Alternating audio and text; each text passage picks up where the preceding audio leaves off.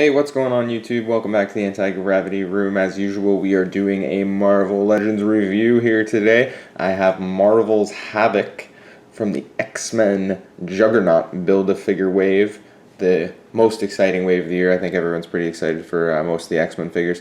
And they can now finish up their Uncanny Avengers lineup with Marvel's Havok. Notice that they say Marvel's Havok because they haven't trademarked that word yet for their own. Let's take a closer look at it in the box here. And he comes with two little effect spirals. They're actually different than the normal ones that have been coming, like with the Scarlet Witch and the Doctor Strange. It's like not so spelly looking and more cosmic looking. It's just some Jack Kirby bullshit, but I actually like Jack Kirby, so that's good. But yeah, there he is up close in the box. Comes with a Juggernaut Build-A-Figure piece. Let's take a look at the side here. You get the graphic of Havok unleashing some of himself. And let's take a look at the back of the box. Alright, and here's the back of the box. With control and precision, Havok possesses cosmic energy to send plasma waves blasting from his supercharged body. Goddamn. There he is with his effects on. And there is the rest of the figures in the wave if you're curious. Wolverine, Kitty Pryde, Iceman, Havok, Rogue, Phoenix, and Cable to build the Juggernaut, and then Deadpool all by his lonesome. But you'll buy him anyway. Let's get this thing unboxed. Alright, and there he is in all his glory, Marvel's Havok. With the little effects. I actually think this fucking figure is really cool. I know this is a figure everyone thought was going to be like a shelf warmer, but I think he's pretty cool. I like the Black Bolt style costume that Havok adopted somewhere in the 90s, where it was this black with the blue and the silver. I like it a lot.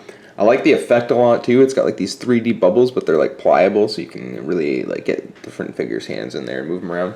Really cool that Marvel Legends started doing effects. I think that was something that they needed since the Japanese import figures have been doing it for a little while now. And, you know, Hasbro's got to compete. Anyway, let's take a look at the lower portions of this man. Zoom out. And there he is. It's typical body mold. It is pretty basic, but I just like I'm a fan of Havok and the costume.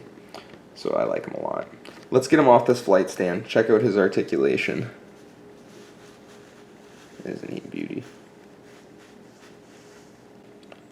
Alrighty, so my friend Alex Summers here goes left, he goes right, he goes up, he goes down. Pretty standard. This figure should be perfect for articulation as it's pretty basic.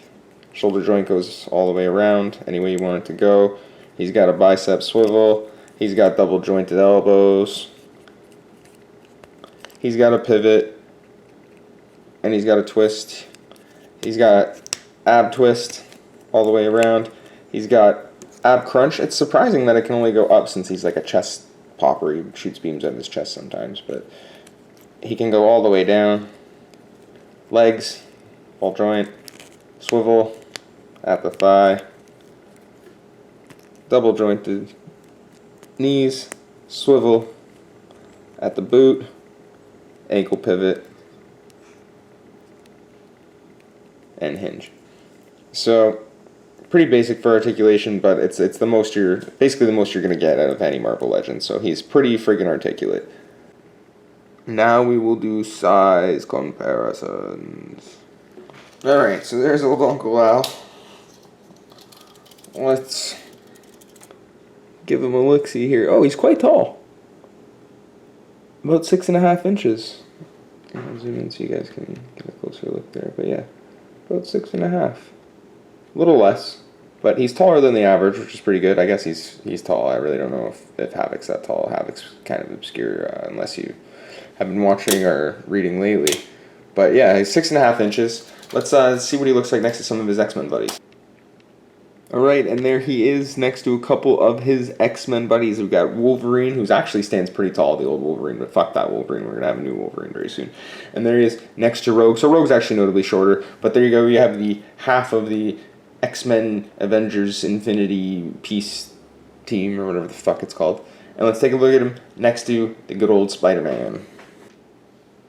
And there he is next to Scarlet Spider-Man, who I usually use for all my reviews, as he is the average size of a Marvel figure. And as you can see, Havok is a good portion taller than Spider-Man. I got Spider-Man standing right up straight. Havok's knees are bent a little bit. So Havok's definitely taller.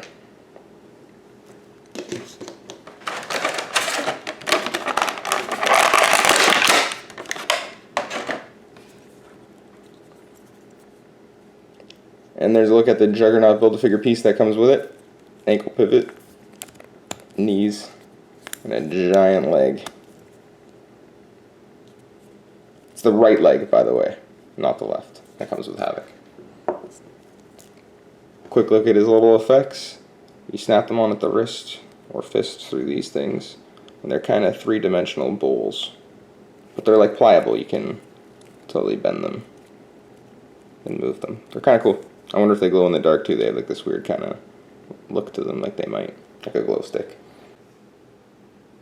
Alright guys, that about does it for my review of Marvel's Havok from the Juggernaut Build-A-Figure Wave Marvel Legends figure. All in all, pretty good figure. It's pretty simple, but I like when they keep it simple because it keeps all the articulation, it keeps everything usable in the way it was intended to be used, especially if you're buying it for your kid. They want to play with it. They don't want to, you know, fuck around and not move it or not do anything with it, so it's cool. I like that they're coming with the effects. So all in all, I give it like a solid 8 out of 10. I really like the figure a lot. If you want to see more Marvel Legends reviews, keep it locked to the anti-gravity room. Hit that like button, hit that subscribe button. We always appreciate it, and take care.